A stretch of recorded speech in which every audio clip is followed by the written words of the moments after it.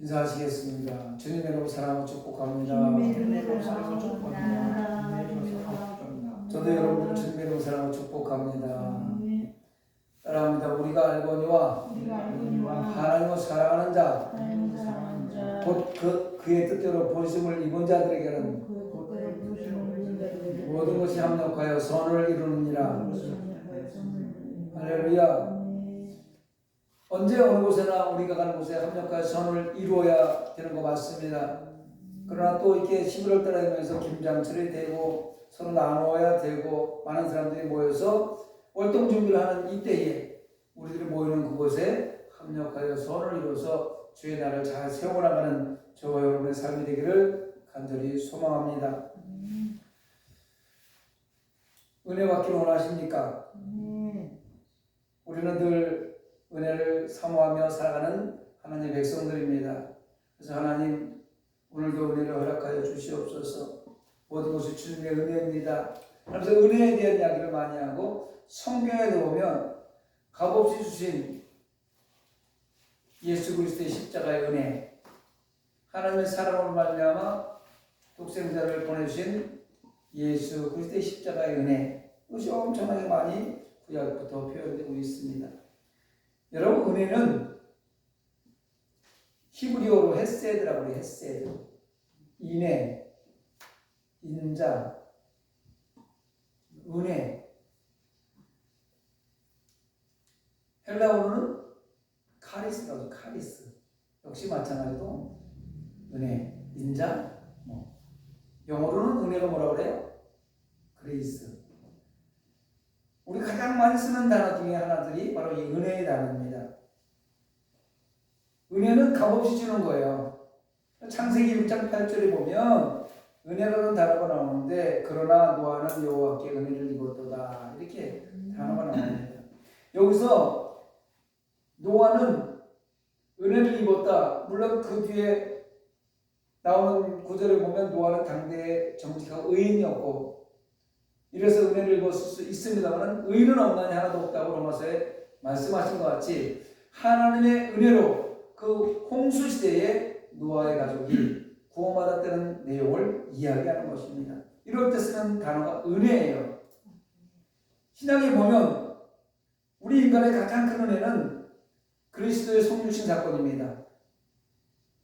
예수님이 하나님이신데 인간의 몸으로 입고 오지 않으셨으면 십자가의 사건이 없었다면 우리는 죄인으로서 영원히 멸망받을 수밖에 없었습니다. 그럼 그리스도의 성육신과 십자가의 사건이 하나님의 은혜의 최고봉이라고 우리는 할 수가 있습니다. 우리의 하나님의 은혜를 받을 수 있는 최고의 사건은 십자가의 사건이었습니다. 할렐루야. 그래서 오늘 누가복음 4장 25절 27절을 본문으로 해서 이런 사람이 은혜를 받습니다 라는 제목으로 함께 은혜를 또 나누려고 합니다. 따라합니다. 이런 사람이 은혜를 받습니다. 우리 인간이 이 세상을 한평생 살아갈 때 오직 전능하신 만군의 하나님 여호와 앞에 은혜를 받는 것이 잘 사는 길입니다. 가장 잘 사는 길이죠. 바르게 사는 길이요, 보람된 길이요, 최고의 길입니다. 야고보서 2장 8절 최고의 복 노모스 바실리코스라고 얘기했죠. 그럼 최고의 길은 뭐냐? 호도스 바실리코스예요. 바실리코스가 왕이라는 뜻이고 최고라는 뜻이거든요. 그러면 노모스는 법이라는 뜻이고 호도스는 길이라는 거예요. 최고의 길. 그래서 하나님의 은혜를 받는 길이 최고의 길을 가는 거예요. 우리 인간은 연약합니다. 강한 것 같지만 연약합니다. 우리 인간은 한계가 있습니다. 무엇이든 다 할 수 있을 것 같지만 한계점에 부딪힐 수밖에 없습니다. 우리 인간이 할 수 있는 의와 공로로는 우리의 모든 삶에서 승리할 수가 없습니다. 그래서 욥기 15장 14절 16절에 보면 사람이 어찌 깨끗하겠느냐, 여인에게서 난 자가 어찌 의롭겠느냐, 하나님은 거룩한 자들을 믿지 아니하시나니 하늘이라도 그가 보시기에 부정하거든 하물며 악을 저지르기를 물 마신같이 하는 가증하고 불편한 사람을 용납하시겠느냐라고 말씀하고 있습니다. 악을 저지르면 어떻게 해요? 물 마시듯 한다는 거예요. 여러분 물 얼마나 먹습니까? 물을 많이 먹어야 된다고, 물을 많이 먹으면 좋다고 그러는데 물을 마시는 악을 저지르는 것이 우리 인간이라는 거예요. 왜? 연약하기 때문에. 내가 오늘 죄를 짓지 말아야지, 하나님 말씀대로 살아야지, 정직하게 살아야지, 최고의 길을 가야지, 최고의 법대로 살아야지, 하나님 뭐라 말씀하지 세명하면서 귀를 두고 살아야지. 하지만 연약하기 때문에 죄 가운데 노출될 수밖에 없다는 것입니다. 오늘 우리가 가지고 있는 육체의 힘이나 정신적인 힘이나 어떤 과학적인 힘이라도 모두가 한계에 부딪힐 수밖에 없습니다. 그렇기 때문에 사람이 사람을 의지해서 얻는 도움도 한계가 있다는 거예요. 갑자기 급한 일이 생깁니다. 그러면 누구나 먼저 사람을 의지할 수밖에 없어요. 사람을 의지하다 보니 사람의 의지하는 그 의지 가운데는 부작용이 늘 발생합니다. 어떤 도움을 받아도 그 도움이 완전한 도움이 될 수가 없을 뿐만 아니라 그 도움 가운데 부작용이 발생해서 나중에 하는 결국 원망대로만 관계가 될 수밖에 없음을 알 수 있습니다. 사업을 할 때 갑자기 오음이 돌아옵니다. 오음을 이제 메고 와야 다음 달을 또 살아갈 수 있는데 오음이 돌아오면 돈이 부족해서 이 돈을 어디서 맞추지? 하나님 앞에 나와서 기도하기보다는 이 돈은 김 사장한테 얘기하면 좀 빌려주겠지. 이 사장한테 얘기하면 좀 차용이 되겠지. 이렇게 먼저 인간을 생각해서 그 인간들에게 부탁을 했을 때 한계에 부딪혔을 때가 한두 번 있던 것이 아니에요. 인간의 도움은 한계가 있습니다. 완전하지 못합니다. 그래서 시편 146편 3절 4절에 보면 귀인들을 의지하지 말며 도울 힘이 없는 인생도 의지하지 말지니 그의 호흡이 끓으며 흙으로 돌아가서 그날에 그의 생각이 소멸하리라 라고 기록하고 있습니다. 인간은요 한계가 있기 때문에 아무리 인간이 능력이 있고 힘이 있고 돈이 많은 것 같아도 그 한계점에 부딪힌다는 거예요. 우리의 도움은 오직 여호와께로 오는 거예요. 하나님만이 우리의 도울 자가 되신다는 말씀입니다. 그런데 우리를 무한대로 도와주시는 무한 사랑으로 은혜를 베풀어서 도와주시는 그 하나님의 은혜는 아무리 도움을 받고 아무리 도움을 주셔도 부작용이 없어요. 하나님의 은혜만이 아무리 받아도 평생을 받아도 짐이 되지 않고 부담이 되지 아니하는 것이 하나님의 은혜가 아닐 수 없습니다. 하나님의 은혜는 잠깐 도와주고 끝나는 것이 아니에요. 끝까지 우리를 도와주신다는 거예요. 잠깐 우리를 돕는 것이 아니라 영원히 우리를 도우시는 변함없이 우리를 도우시고 풍성한 은혜로 채워주시는 분. 그 은혜, 그것이 하나님의 은혜예요. 그래서 시편 146편 5절에 보면 야곱의 하나님을 자기의 도움으로 삼으며 여호와 자기 하나님에게 자기의 소망을 두는 자는 복이 있도다. 할렐루야. 하나님만이 나의 도울 자라는 것을 믿고 그 도움을 삼고 하나님만이 나의 소망입니다. 하나님께 소망을 두는 자는 복이 있다는 거예요. 여러분 세상에 소망 두지 말고 하늘나라에 소망을 둡시다. 그렇기 때문에 우리는 언제나 오직 하나님 앞에 나아가서 은혜를 받으려고 노력해야 되고 은혜를 사모해야 됩니다. 은혜를 아무한테나 막 주는 게 아니라 사모하는 사람한테 주는 거예요. 하나님의 은혜를 받으려고 기도의 자리에 나오고 예배의 자리에 나오고 봉사의 자리에 나오고 전도의 자리에 나오고 입은 다물고 그냥 아멘도 다 그냥 출장 보내고 이러면 은혜를 주려고 오다가도 받으려고 입술을 꽉 닫고 있으니 주겠냐 이 말입니다. 할렐루야. 은혜를 사모하시기 바랍니다. 은혜의 보좌 앞에 담대히 나오시기 바랍니다. 은혜 없이는 살 수 없다는 겸손한 마음을 평생 가지며 살아가시기 바랍니다.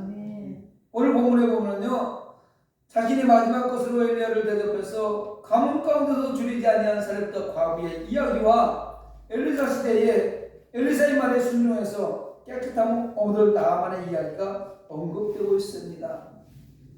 오늘 말씀에 보니까 엘리야 시대에 하늘이 3년 6개월 동안 문을 닫아서 비가 오지 않아서 온 땅에 흉년이 들었을 때에 이스라엘에 과부들이 많이 있었어요.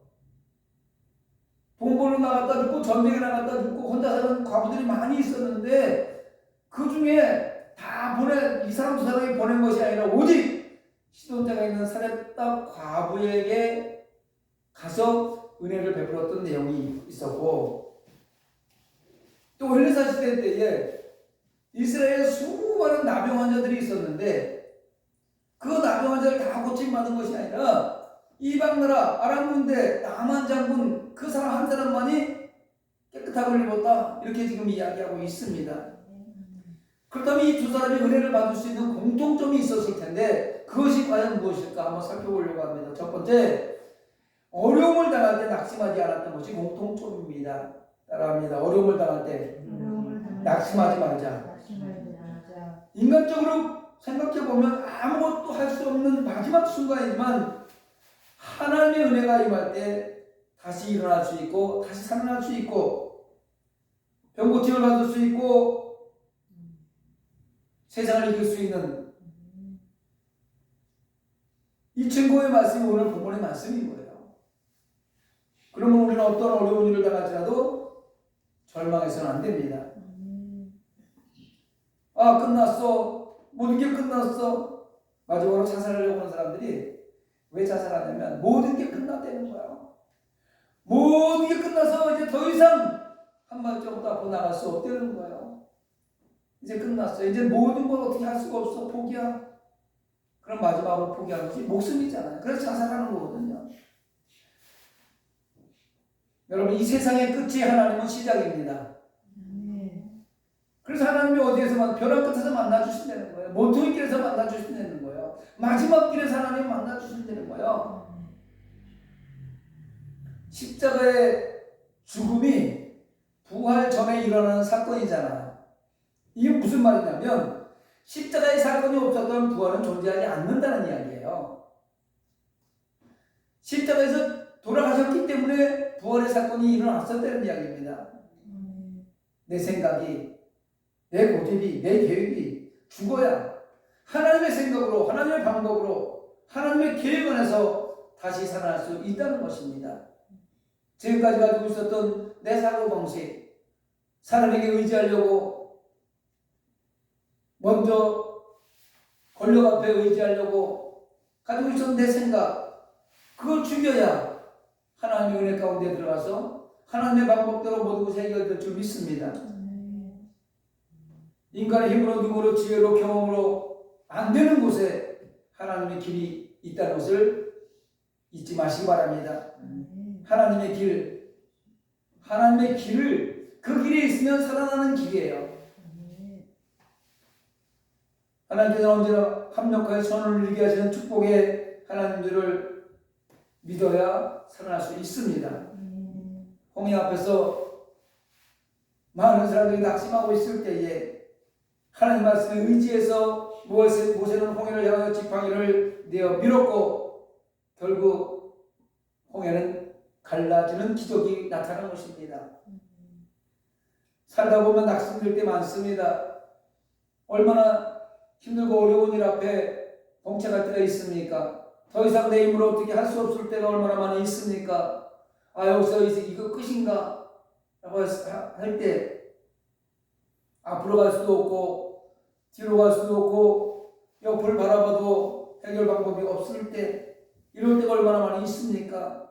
이럴 때 낙심하지 말고 예배의 자리를 향하시기 바랍니다. 예배의 자리에 나오면 예수 그리스도의 십자가의 은혜 가운데 젖어들 수 있습니다. 예배의 자리에 나와서 하나님, 이제 더 이상 어찌할 수가 없어요. 내 힘으로, 내 능력으로 내 모든 수단과 방법을 다 동원했지만 이제 끝이네요. 이럴 때 예배의 자리에 나와서 엎드려 기도함으로 사랑하는 아들아, 사랑하는 딸아, 내가 너를 강한 편팔로 의로운 옷으로 붙잡았다. 세면 음성을 듣는 은혜의 자리를 잊지 마시기를 바랍니다. 두 번째로 공통적인 것은 두 사람 모두 하나님의 종의 말을 들었다는 것입니다. 따라합니다. 어려울 때 하나님의 종의 말을 듣자. 살았다가 오는 엘리야의 말을 듣고 음식을 대접했어요. 나만 장군은 엘리사의 말을 듣고 요단강에서 목욕을 했습니다. 우리가 천년을 믿어도요, 교회를 아무리 오래 믿음 생활을 오래 했어도 하나님의 음성을 들을 수가 없어요. 하나님의 음성을 직접 아무개야 이렇게 불러주는, 또 자기는 직통으로 하나님의 음성을 듣는다고 하는 사람들은 다 가짜예요. 그 음성은 하나님의 말씀을 통해서 우리 마음속에 느껴지는 거지. 스피커로 지금 이 마이크를 통해서 여러분한테 말이 들려주듯이 아무개야 불러주는 소리?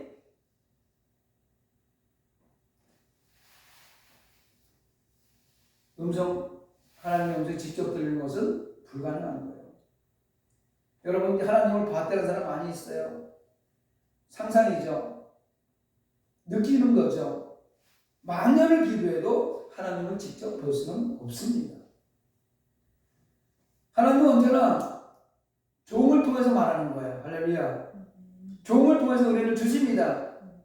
신앙의 기초가 무엇이냐면 주의 종의 말을 잘 듣는 거예요. 그래서 성경 공부가 있는 거고요. 구역 예배를 드리면서 구역 공부가 공부를 하고 이런 이유가 뭐냐면 신앙의 기초는 하나님의 말씀 앞에 왔는데 그 말씀을 전하는 사람은 주의 종이라는 거예요. 주의 종과 어긋나고 주의 종을 판단하고 주의 종과 다툼이 있게 된다면 모든 신앙생활에 어려움이 시작된다고 다들 이야기합니다. 단 여기서 종은 하나님의 말씀만 전달하는 도구여야 하고 하나님의 말씀을 전달하는 종에게는 하나님의 능력이 임하는 것을 볼 수 있다는 것입니다. 사람의 말을 전하는 종은 가짜죠. 여기서 제가 설교를 할 때 어떤 때는 저건 내 생각하고 틀린데라고 할 때도 있어요. 내가 계획했던 거하고 틀린데라고 생각할 수도 있습니다. 그러나 내 생각과 다르고 내 지식으로 이해할 수 없어도 하나님의 종의 말에 순종하면 평생 의식주가 해결된 사렙과 과부처럼 문둥병에 걸렸던 나아만 장군의 고침을 받은 것처럼 은혜를 받게 되는 것입니다. 여러분, 이해할 수 없는 일이죠. 상상할 수 없는 일이죠. 그러나 순종했을 때 사람의 생각으로는 이해할 수 없고 사람의 생각으로는 납득할 수 없지만 하나님의 방법대로 하나님의 은혜 가운데 들어가면 어떤 병도 고침받고 우리의 삶의 모든 방법도 해결받을 수 있다는 것입니다. 말씀에 순종하시기 바랍니다. 말씀을 전하는 종의 그 입술에 전해지는 그 말씀을 잘 새겨 듣고 그 말씀대로 삶을 이어나가시기 바랍니다. 세 번째로 이 두 사람의 공통점 하나님의 말씀에 순종한 거예요. 따라합니다. 하나님의 말씀에 순종합시다. 순종하는 마음은 역경과 환난을 이겨낼 수 있습니다. 순종의 반대가 뭐예요? 교만이에요. 교만의 장애물을 넘어서야 순종할 수 있어요. 교만한 사람은 순종하지 않습니다. 무슨 저런 일이 어떻게 일어나? 성경에 그냥 있는 이야기지 현실에 나타나겠어? 교만한 사람은 이렇게 생각한다는 것이죠. 자신의 고정관념과 고집이 순종의 길을 막아버릴 때가 얼마나 많이 있는지 몰라요. 자기 아집이 순종의 길을 막아서 아집과 고집이 벗어나야 순종의 길에 들어설 수 있다는 것을 믿으시기 바랍니다. 두 사람이 입장에 보면 그 이해가 가는 일이겠습니까? 마지막으로 밀가루 한 줌, 그 밀가루를 기름에 붙여서 먹을 수 있는 기름 한 방울 남았는데 그걸 가지고 그거 먹고 아들하고 둘이 죽으려고 하는데 마지막 벼락끝 아닙니까? 더 이상 이제 살 수 있는 길이 없어요. 가뭄이 들어서 3년만 동안 비가 오지 않아서 먹을 게 다 떨어졌어요. 그동안 주위 환경에 먹을 수 있는 건 다 갖다 먹었어요. 이제 마지막으로 남은 게 밀가루 한 방, 기름 몇 방울 남았어요. 그걸로 이제 먹고 우리 이제 먹을 게 없으니 어차피 죽을 수밖에 없겠다. 죽으려고 했던 그 사람에게 가서 종이 선지자가 야, 그 빵 만들어서 나한테 먼저 줘. 이랬을 때 이해가 가냐 이 말입니다. 또 나만 장군의 이야기는 이해가 갑니까? 아니 문둥병을 고침받으려고 그 먼 길에서 엘리사를 찾아왔는데 만나주지도 않고 그냥 사원에게 얘기합니다. 가서 저 나만 장군한테 가가지고 요단강에 물을 몸 7번 담그라 그래. 말이 되는 소리입니까? 인간의 생각으로는 도저히 납득할 수가 없어요. 이해가 되지 않습니다. 우리나라에도 더 좋은 강이 많은데 요단강 그렇게 별로 좋지도 않은 강에 가서 몸을 담그라고 하니 이해할 수 없어요. 그러나 나아만 장군 결국 순종해서 요단에 몸을 7번 담그니 인간의 힘으로 닿을 수 없는, 인간의 치료 방법으로 고칠 수 없는 질병인 나병이 고침받았다는 거 아니겠습니까? 우리가 세상을 살아가면서 우리의 입장으로서 도저히 이해 안 가는 일들이 얼마나 많이 나타납니까? 그런데 그런 일이 우리 앞에 닥쳐 있을 때 내 자신을 넘어서야 하나님이 원하시는 곳으로 나아가게 된다는 것을 잊지 마시기 바랍니다. 내 생각과 내 고집과 내 계획과 내 지금까지 관습과 내가 지금까지 배워왔던 모든 과학적인 것들과 모든 지식적인 것들을 넘어서야 그것을 십자가에 꼭 박아버려야 내가 할 수 없습니다 하고 두 손을 들어야 하나님을 간섭하시고 하나님이 하나님의 방법대로 하나님의 길을 열어주신다는 것입니다. 이스라엘 백성들이 요단도하를 앞두고 여호수아는 벗기를 맨 제사장들을 맨 앞쪽에 세웠습니다. 그리고 백성들은 2000규빗 뒤에 세워두었어요. 왜? 2000규빗이면 약 1000m, 1km 정도 되는 거예요. 900m에서 1km 정도 되는. 많은 백성들, 수백만 되는 백성들이 넘실거리는 요단강을 보았을 때 그걸 어떻게 건너가냐가 어정치고 원망불평할까봐 2000규빗 되는 뒤에 세워놓고 법궤를 맨 제사장들이 요단강을 건너는 걸 볼 때, 법궤를 메고 출발하는 걸 볼 때 너희들 출발해라 이렇게 얘기한 겁니다. 그리고 여호수아는 하나님의 말씀을 듣고 법궤를 맨 제사장들에게 요단의 발을 디뎌 놓으라 명령을 했습니다. 여러분 지금 한강물에 가가지고 한강물 저기 건너간다고 생각을 한번 해보세요. 그리고 법궤를 맨 제사장들이 한강물 앞에 서 있어요. 그리고 한강물 딱 딛는 순간에 빠져 죽을 수밖에 없는 그런 상황의 한강물에 법궤를 맨 제사장들에게 발을 디뎌 놓으라. 순종할 수 있는 사람 몇 명 있겠습니까? 미쳤나? 정신 나갔나? 그러나 그 명령에 따라서 제사장들이 순종했을 때 요단은 갈라졌습니다. 요단물이 갈라지고 그 많은 사람들이 요단 땅을 건너서 가나안에 입성할 수 있었던 것입니다. 순종이 얼마나 중요합니까? 하나님의 말씀에 순종하는 것이 얼마나 중요합니까? 하나님의 말씀에 순종할 때 내 생각으로 이해하려고 하면 이해할 수 없어요. 사랑하는 성도 여러분, 하나님께서 은혜를 헛되이 주지 않습니다. 순종과 결단과 각오와 최선을 다해 하나님의 강한 편파를 붙잡을 때 나병은 고침을 갖고 밀가루통에 밀가루가 솟아나게 되고 기름방에 기름이 마르지 않는 것입니다. 은혜 받기를 간구하십니까? 그렇다면 어떤 어려움 속에서도 낙심하지 마시기 바랍니다. 낙심해야 될 일이 얼마나 많이 있습니까? 이 코로나 시대에 우리가 동서사방을 바라봐도 다 사명초가 앞으로 갈 수도 없고 뒤로 물러설 수도 없고 이럴 때가 얼마나 많이 있어요. 그 낙심에 빠질 때가 얼마나 많이 있습니까? 이럴 때 예수 믿는 하나님의 백성은 낙심을 넘어서야 되는 거예요. 그리고 예배 자리에 나와서 오늘은 하나님의 종이 우리 목사님이 뭐하러 말씀하시는지 귀를 기울여야 되는 것입니다. 여러분, 여러분의 목회자가 주의 종이 여러분에게 망하는 길을 제시하겠습니까? 죽는 길을 제시하겠습니까? 흥하는 길을 제시하고 살아나는 길을 제시하는 것이 종의 임무이고 하나님의 말씀을 전하는 사람들의 사명입니다. 그 사명을 감당하는 종 앞에 나와서 귀를 기울이시고 말씀에 순종하면 종이 전하는 말씀이 인간의 말씀입니까? 하나님의 말씀입니까?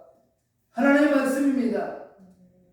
그 하나님의 말씀에 순종하면 우리는 최고의 길을 갈 수 있는 것입니다. 여러분 삶 가운데 이러한 은혜가 끊어지지 않고 여러분 삶 가운데 풍성하게 이루어지기를 주님의 이름으로 축원합니다. 말씀을 생각하면서 우리 함께 기도하겠습니다.